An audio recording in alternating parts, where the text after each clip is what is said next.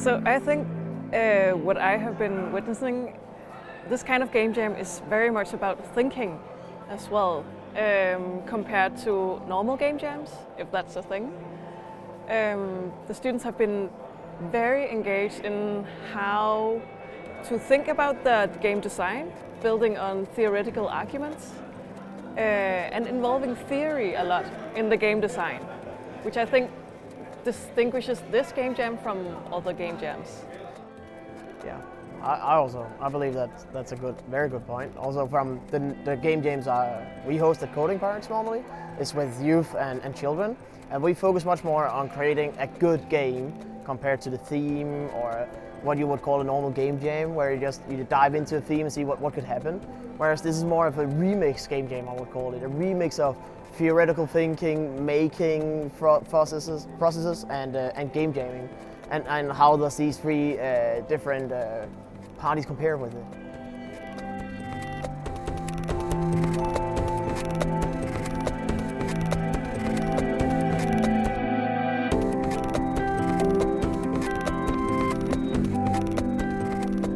I think as a teacher, facilitating this game jam, it has been very surprising to see how involved the students get into their own projects and how involved they get into really engaging with the theory and how well they actually did that.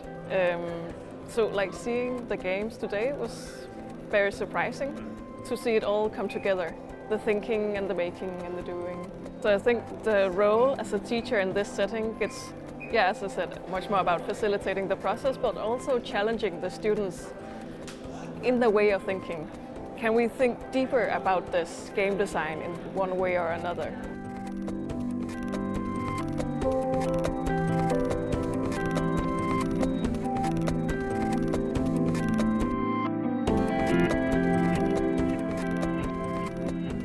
Again, I think they should do it because they will be surprised about how engaged the students will be.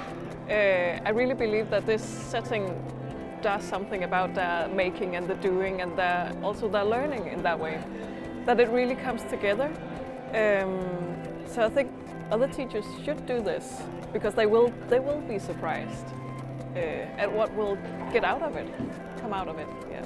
I also think that you can mold it into whatever topic you want or whatever thing you want to teach about, because it's very easy to make a lot of structure. In our game jam here, we made a lot of structure for the students, so they had a lot of ways of already knowing how to work, already knowing how to cooperate, what roles they had, what they had to do, and we structured that about the theme of the game jam, right?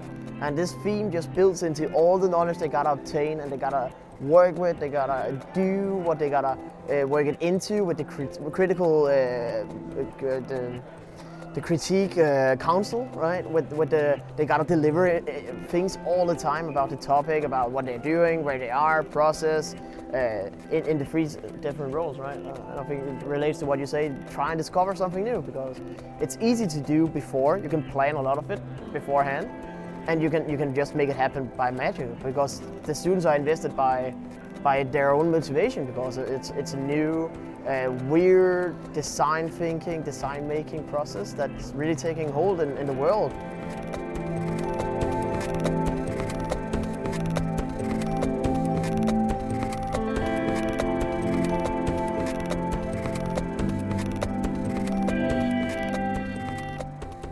So again, I would say that for the teacher, it is very much about challenging their students, to challenge them to do their best, not only in the game design, but very much in the thinking. I think that's the most important thing for the teacher in such a game jam like this, because it is very different from other game jams, where it's much more loose and much more not more playful, I would say, but it's less structured.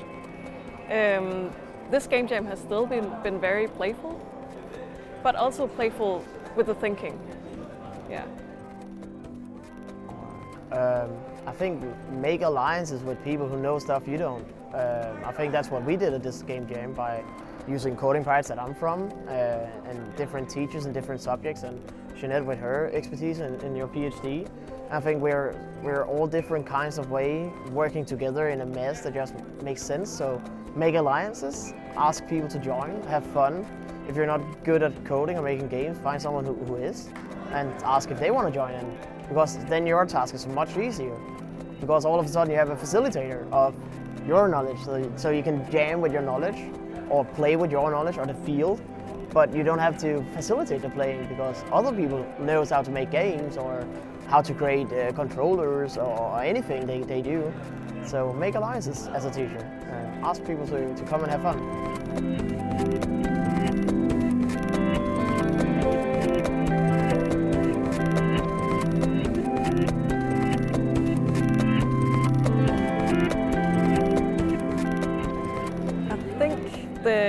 That they know that they have to exhibit the games in the end builds up a kind of tension during the process.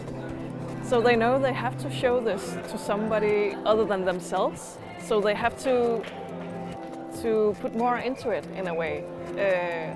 And I think that tension is healthy in a way, not necessarily a competition as such, because we don't have any awards for this. But it is a tension that builds up, and then they get rewarded by seeing other people play the games and seeing their expressions and telling the people about the arguments why they did the games as they did. And we have a lot of people having fun with the games as well, which is a very great reward for the students to see that as well.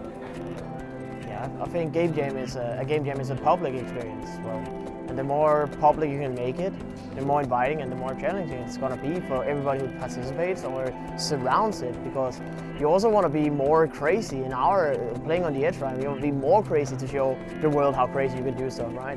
You're taking everything a step further than if you're just doing it as a private game jam. For example, in global game jam, you can't even do your own private event. It's gotta be public, and that's my final argument about game jams and public places. Public space, because it as Janet says, it's an incentive for the students, but it's also an incentive for the community around gaming and game jams in the area.